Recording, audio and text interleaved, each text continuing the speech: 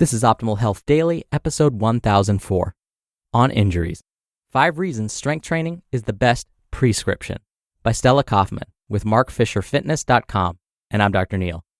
Welcome back to Optimal Health Daily, where I act as your narrator of the best health and fitness blogs covering fitness, nutrition, stress management, weight management, and lots more. And then on Fridays, I do something a little different. I answer your questions right here on the show. And tomorrow is already Friday, so be sure to come back and tune in for tomorrow's Q&A. But right now, I'm going to keep this intro nice and short so we can get right to today's post and start optimizing your life.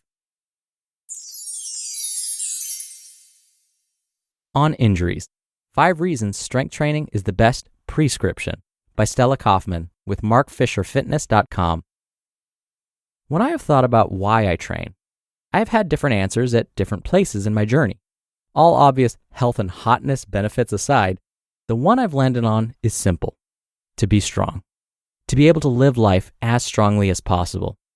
The effects of working out translate into everyday life as we carry bags, lift children, we push, we reach. Well, you get it. But here's one I never thought of before. Train for when you're injured. What? Recipe for disaster. While preparing Rice Krispies treats in preparation for having friends over to watch the debates, I dropped a kitchen knife on my foot, severing a tendon. I required surgery to repair the tendon, which had me in a splint, then a cast, for a total of 5 weeks. While I know there are some ironic and humorous puns in all of this, it's too soon. Post-surgery physical therapy prescription: walker plus opioids. The surgery appeared to be successful, and as an outpatient, I was released a couple of hours later with my leg in a splint.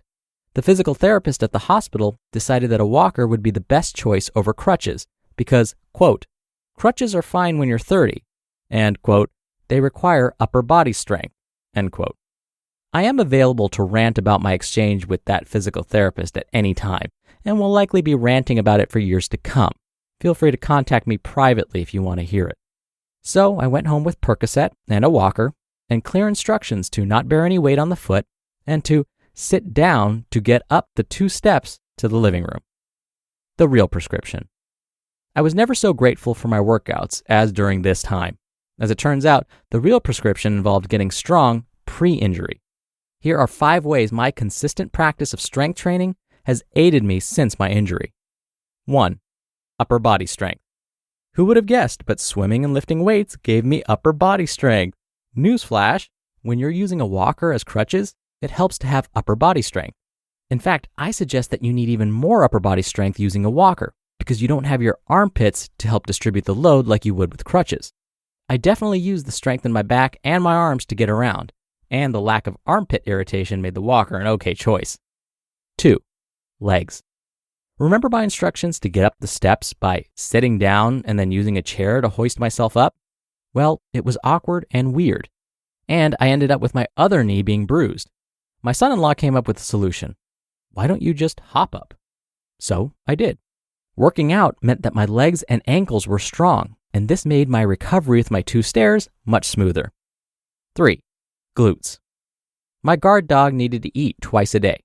When my son-in-law watched me put her food bowl down, he said, "Nice single deadlift." That's right. Being able to do a single leg deadlift on the uninjured leg was the way to go. Who knew? 4. Core. Sitting all the time with your leg elevated may not be the best thing for your back. To counter that, I did dead bug exercises every day. This kept my core strong, and it kept my back from becoming sore from all the sitting. 5. Patience. My patience muscle is weak, but to recover, it's a good idea to have that muscle more developed. My suggestion: the same way we are reminded that training is like farming, it helps to remember that recovery is the same way. It just doesn't happen overnight. Knife drop. You know when you're not committed to something, you say, "I'm not married to it." After all these years, my body and I are pretty much married. We have taken vows, in sickness and in health. At Mark Fisher Fitness, we have an amazing training team to remind us that proper form helps prevent injury. But what if you're injured outside the gym? So am I saying to train for when you're injured? That's way too pessimistic. How about training for everything? For sickness and health? For all the times of our lives when being physically strong is the best prescription. You just listened to the post titled, on injuries. 5 reasons strength training is the best prescription by Stella Kaufman with markfisherfitness.com. Now, if you're anything like me, dental insurance isn't something you think about a lot. However, without it, an unexpected emergency can turn into a costly dentist bill that you weren't planning on. Like one time, a tooth infection woke me up in the middle of the night without warning. Thankfully, I learned my lesson the hard way after my wisdom teeth were taken out and had dental insurance ready to make an appointment promptly with my preferred dentist in the area. Spirit Dental makes it easy to find a dental plan that's right for you. With other providers, you could run into high deductibles, long waiting periods, and expensive procedures might not even be covered. Spirit's trusted plans include guaranteed acceptance, no wait period for major services, $100 lifetime deductible, and coverage for major services like dental implants, crowns, and bridges. If you're looking for dental coverage made easy, visit spiritdental.com/OHD to gain a little peace of mind. That's spiritdental.com/OHD to get a quote in about 60 seconds. spiritdental.com/OHD, and I have that linked in this episode's description. Dr. Neil here for my commentary. Now, I spend a lot of time on this podcast and when teaching my students discussing how regular physical exercise prevents all sorts of disease, but rarely do I mention how it can help us recover. Reading about Stella's recovery was such a welcome reminder. I often tell my students that exercise benefits every cell in the body from head to toe, but I should add that being active also prepares the body for unforeseen events.